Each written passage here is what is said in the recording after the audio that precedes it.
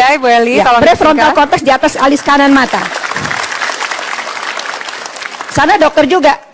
Ini merusak membuat kelakuan, kalau ini rusak membuat kelakuan persis Menyimpang. binatang. Oke, baik. Ya karena apa? Karena tidak bisa mengontrol diri, emosi, tidak tahu konsekuensi, tidak bisa mengambil keputusan. Baik. Sebenarnya Mbak, kami Pak telah mendatangkan ahli bedah otak terkemuka dunia dan membuat seminar di Auditorium Depkes 2010 yang menyajikan hasil MRI bahwa mobil yang berjalan sangat kencang Pak, tabrakan, pengendaranya terbentur kepalanya di atas alis kanan mata. Kalau di bawah MRI Pak, rusaknya sama dengan penyaksi pornografi. Oke, Oke, catatan nah tuh ya Bu sekarang ya. kalian mendesiskan nak ya. Hati-hati, jangan-jangan Oke. otaknya udah mulai rusak. Baik. Baik. Ya oke, ini kita sudah mengerucut ke arah pendidikan. Tapi banyak juga Pak, seperti mungkin Ibu Vivi, ada satu lagi narasumber saya di sini ada Mbak Hartini ya. Mbak Hartini juga punya kisahnya sendiri. Sebelum saya juga membahas, ini kita harus lebih adil mungkin terhadap para orang yang mengidap positif. Silakan Mbak, bagaimana cerita dari Mbak Hartini sendiri? Selamat malam, nama saya Hartini. Umur saya 33 tahun. Saya menjadi ODA, orang dengan HIV AIDS, dari tahun 2008. Saya ibu rumah tangga, di samping bekerja pula. Suami saya juga bukan pecandu narkoba. Mantan suami saya jelasnya, bukan pecandu narkoba. Entah dari mana dapatnya. Anak saya umur 16 tahun dan dia negatif. Saya sekarang bekerja di puskesmas. Dan kebetulan saya di Bersama IP DKI Mbak Jakarta. Bibi Rifwana. Oke. Apa yang Anda rasakan? Bagaimana masyarakat menerima kehadiran Anda dan juga bagaimana Anda menyikapi ini?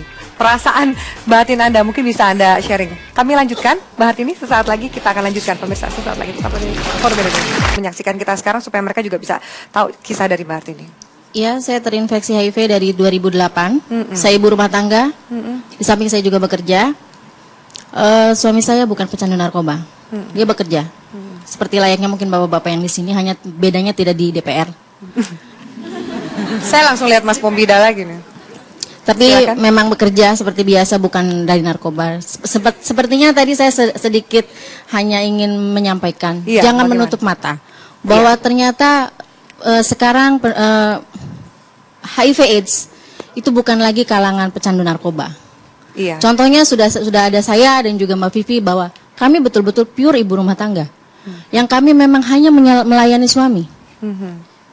Dan memang untuk yang sekarang, suami saya negatif. Bagaimana masyarakat sekeliling Anda, keluarga mungkin menerima kondisi Anda sekarang? Saya mungkin sedikit bersyukur, anak dan keluarga saya mendukung saya. Begitu juga dengan lingkungan, sedikit demi sedikit sebelum saya membuka status HIV saya menunjukkan bahwa ODA itu tidak, sebenarnya bukan butuh dikasihani, hanya butuh diakui bahwa ODA itu ada. Dan kita masih bisa berdaya. Jadi apapun yang diperdebatkan malam ini, sebenarnya ini adalah Hari AIDS Nasional yang harusnya diperingati oleh kami, itu dengan semangat kami, bukan dengan ributnya kondom. Ya. Karena kondom memang betul hanya salah satu dari program pemerintah. Dan memang tidak juga dipungkiri kondom memang juga berperan penting untuk penularan itu sendiri. Karena contohnya sekarang memang ibu rumah tangga yang bukan juga, yang tidak juga melakukan hal yang berisiko. Dia yang di rumah mengurus anak. Terinfeksi. Dan tetap terinfeksi. Mbak Hartini, terima kasih banyak. Mbak Baby dan juga mungkin Mbak Baby Rifwana. Mbak Baby Jim, ada dua Baby di sini. Kita juga membahas mengenai kultur.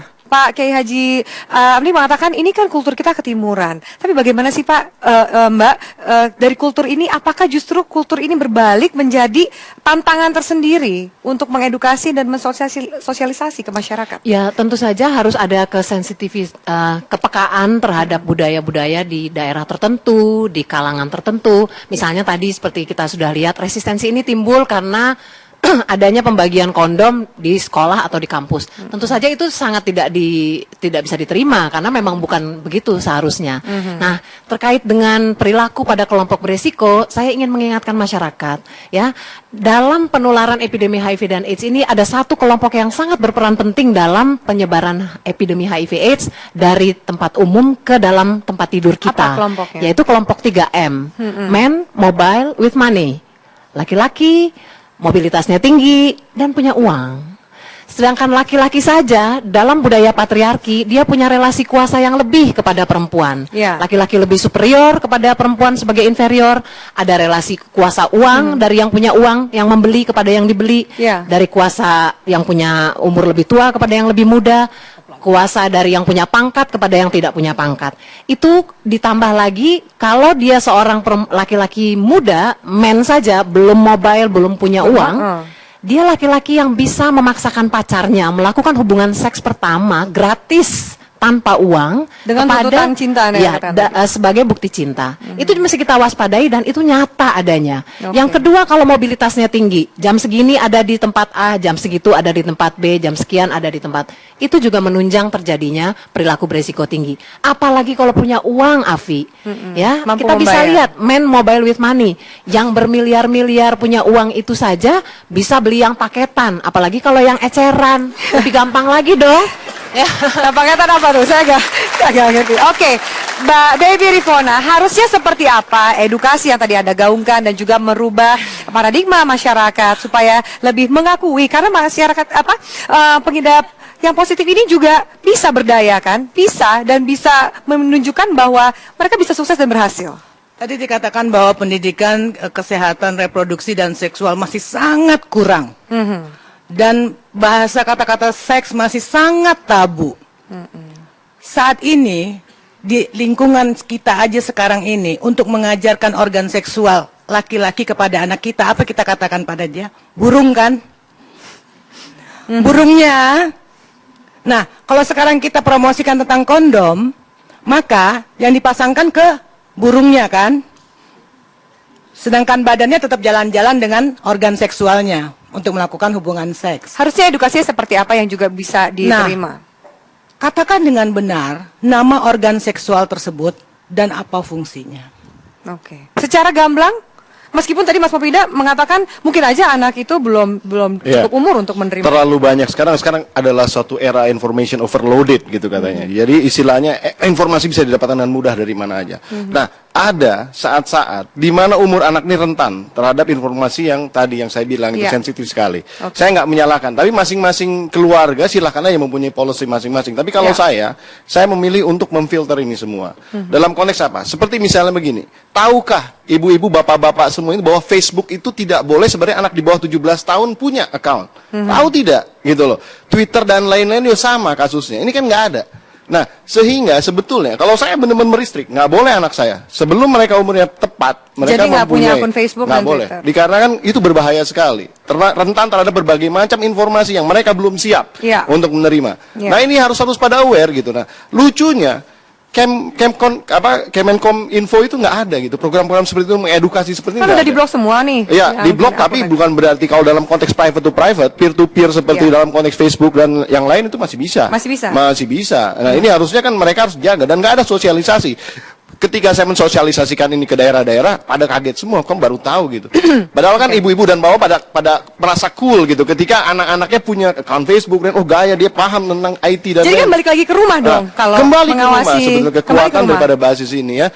Termasuk juga di dalam konteks keluarga, tadi saya setuju dengan Mbak Baby Jim, bahwa sebenarnya memang bapak-bapak itu penting menjadi simbol keluarga yang solid. Karena apa? Karena dia tadi ketika 3M itu muncul di dalam karakter seseorang, ini memang rentan terhadap berbagai macam bahaya. Kita di sini ada satu bapak, Pak Yahya, yang juga mau berbagi ceritanya. Pak Yahya ini perwakilan dari Focus on Family. Jadi memang kita kurang lebih kita setuju bahwa keluarga juga memiliki tanggung jawab yang besar. Pak Yahya, selamat malam.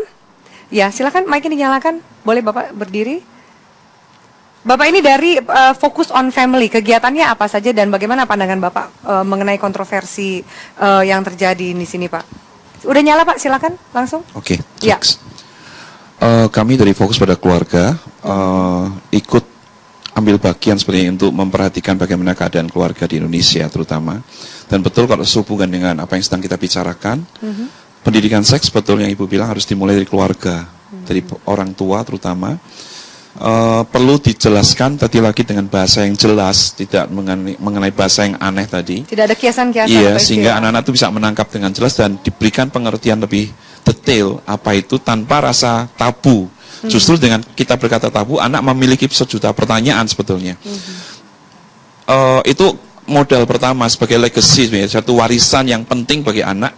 Dan yang kedua, ketika mereka berada di luar, apakah pengetahuan yang didapat dari anak, karena anak itu kan children see, children do. Apa yang dilihat anak dalam rumah tangga akan diperbuat, iya. Nah, ini kita perlu membuat mereka membuat satu pagar yang kedua mengenai edukasi, mengenai seks secara karakternya. Jadi ada 3 yang tadi disampaikan, 5 bahkan kalau saya cuma 3, abstinent, be faithful, dan bukan condomize tapi karakter.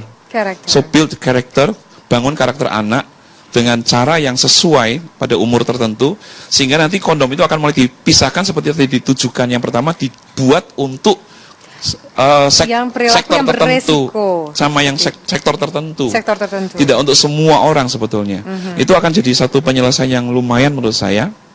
Dan kami selama ini kami dari fokus pada keluarga yang memang yang namanya juga volunteer. Kami sudah keliling juga dari Aceh sampai Papua, selalu mengedukasi dari sisi pendidikan dari kesehatan reproduksi dikombinasikan dengan pendidikan karakter. Siapkah orang tua Indonesia untuk melakukan itu, Pak Yaya? Itu diperlukan pendekatan dan penjelasan lebih detail pada orang tua, bukan detail artinya jelimet gitu ya, tetapi kena dan dia menangkap maksudnya apa dan apa akibatnya. Mereka akan bisa menangkap, karena saya sudah berkeliling dan saya melihat beberapa orang tua membuka diri dan ternyata hasilnya positif. Ada hasil positif. Yang saya sudah lakukan, hampir 93% mereka setuju untuk mengakui bahwa pendidikan seks yang dengan karakter tadi penting untuk menambah pendidikan seks keluarga. Pak Kiai Haji Hamidan, silahkan Anda mau menanggapi, Pak. Ini kan keluarga, ada kultur yang Anda katakan tadi, dan juga peran agama yang dianggap penting juga oleh Ibu Reni. Silakan ditekan, Pak. Terkait kultur juga ya, saya bukan tidak mengakui adanya ODA, ya. Kita mengakui, bahkan ODA itu kan saudara-saudara kita. Kita harus membesarkan hati mereka.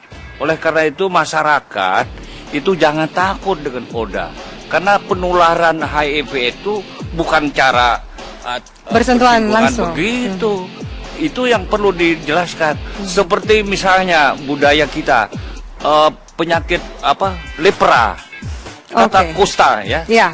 Itu katanya kutukan Tuhan. Luar biasa gimana. Nah, itu MUI selalu memfatwakan bahwa itu bukan kutukan Tuhan. Dan segala penyakit harus kita besarkan. Segala penyakit ada obatnya. Kuluda indawaun. Baik. Kita tahu semuanya. Baik, Pak. Nah, dan kemudian mengenai pendidikan seks ya, itu saya mengutip Pak Hamidan, ditahan dulu. Saya mau tanya apa pendapat Anda mengenai pendidikan. Silakan Pak Kiai Haji Hamidan menyambung tadi. Anda juga merasakan pendidikan seks ini penting. Tapi pendidikan seksnya seperti apa sih, Pak, yang cocok dengan kultur dari masyarakat Indonesia sendiri?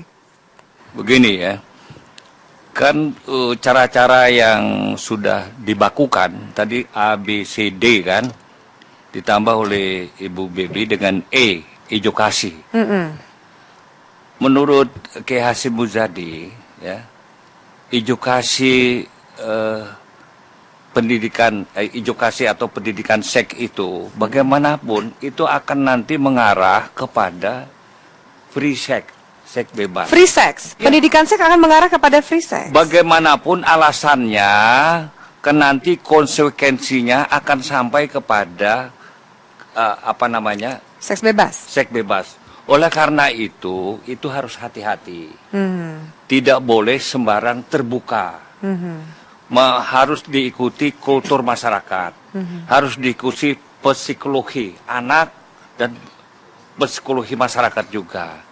Di dalam Islam itu sebenarnya yang namanya pendidikan seks itu sudah diajarkan dari dulu-dulu. Kan? Periksa aja di buku-buku kuning ya, di pesantren-pesantren. Ada tuh ya, Pak? Ada. Karena mereka yang kena taklif, mereka yang kena kewajiban agama itu setelah akil balik. Akil balik itu apa? Kalau perempuan, kalau sudah Tentang bulan, ya. Kalau laki-laki setelah Mimpi basah. mimpi basah.